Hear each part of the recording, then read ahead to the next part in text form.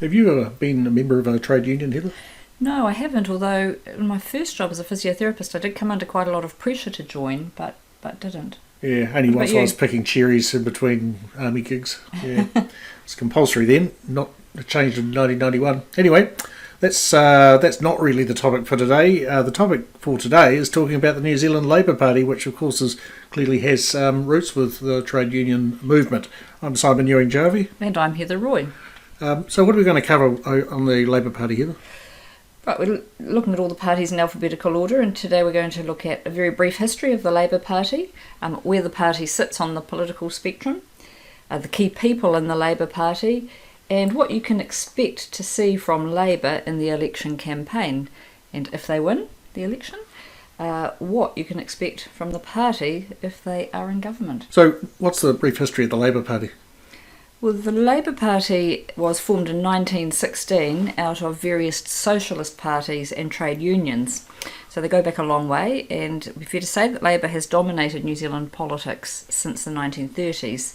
So since then we've had 6 periods of Labour government under 10 different Labour Prime Ministers.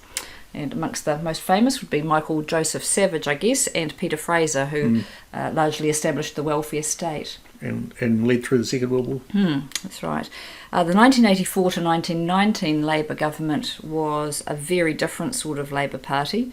They were responsible for reducing the role of the state in the economy, and most un-Labour-like, they privatised state assets. And of course Longy introduced New Zealand's nuclear-free policy in that government. So one of the things that's often talked about is that Labour brings change, and the other big party, National, is more a party of the status quo. Right. And if you listened to one of our earlier podcasts on the political spectrum, you would have heard us talking about Labour being on the socially liberal scale rather than conservatism.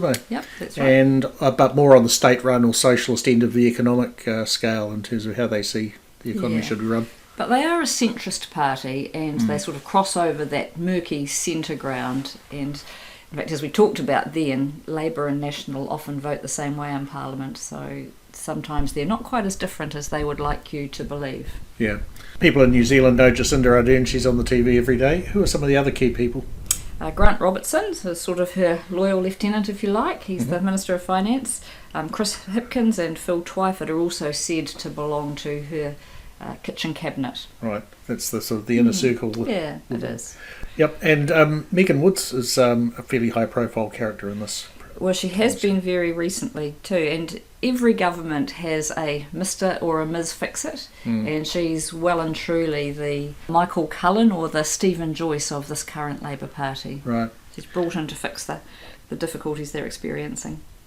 What about their list? Any other interesting characters in there? Up until number 16, the list is just current MPs. The first non-current MP is a woman called Aisha Virel, and some people might remember her from the start of the COVID pandemic issues, where she was brought in to look at why the contact tracing wasn't working effectively. So what can we expect from the party in the election campaign? So far it's been, we're really busy running the COVID pandemic response, and is there going to be an election? Yeah. Which is disingenuous. Hubris is the word. Yeah, definitely. Yes, very much what the Prime Minister said in the Labour Party election launch just a week or so ago, that this is a COVID election. That's true, but we need to be looking well beyond COVID. And really they seem to be campaigning on their crisis management skills. Yeah, well, they've had a few to practice on with the mosque shooting in Christchurch and the White Island disaster and so on. But look, I'm reminded of Churchill, great wartime leader, lost to Attlee. The difference, he was campaigning on his ability to win the war, and Attlee was campaigning on a future and how to take Britain forward, and that was what engaged with people. So I think the Labour Party do have to be a little bit careful.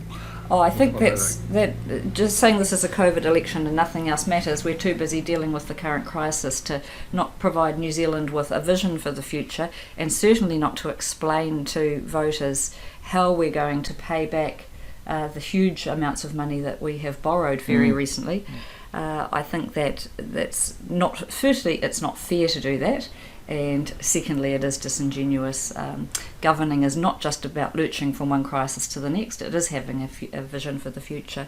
To be fair, Labour Party has put out on their website, which is www.labour.org.nz. On the website, if you go to the policies, they are all there lined up. But when you read through each of them, you'll see that there's nothing new there.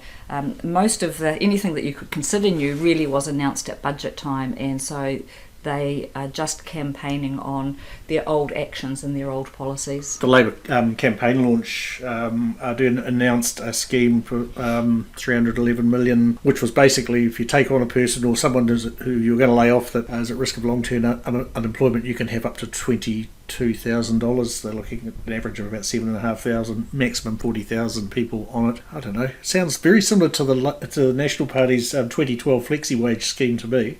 Yes, just maybe a slightly enlarged one. Yeah, more people eligible right. and bigger payouts. Yeah. Yeah. And if you go to their health policy, it says nothing other than what has happened with COVID.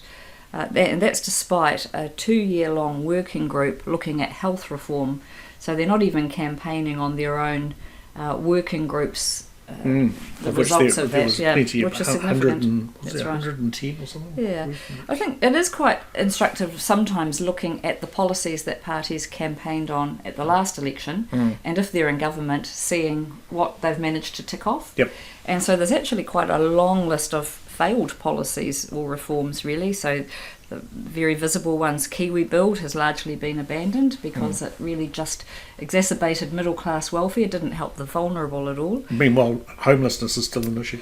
Yes, and child poverty. So the Prime Minister campaigned largely in 2017 on how she was going to tackle child poverty. I think there's as many children in poverty now as there was then. Yep. So another failure.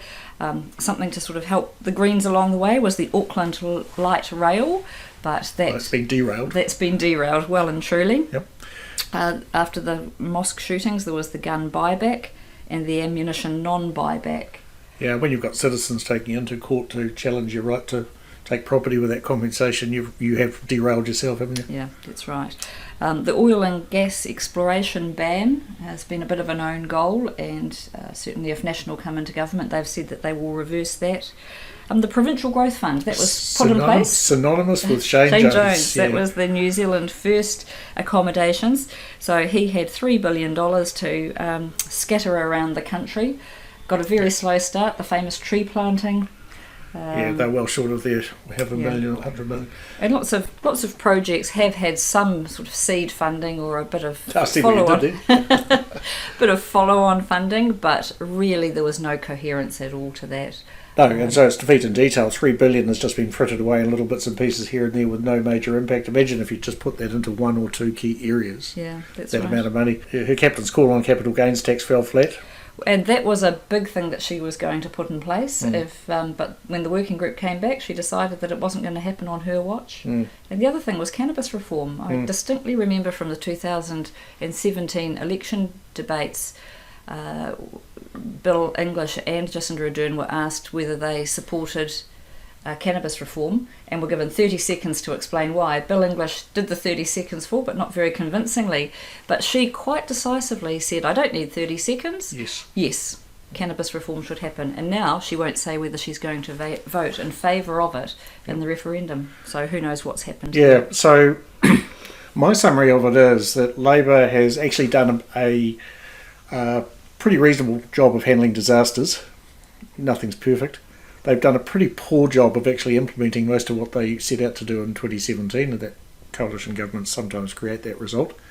And they now want to have another term of Parliament, based on their record with COVID.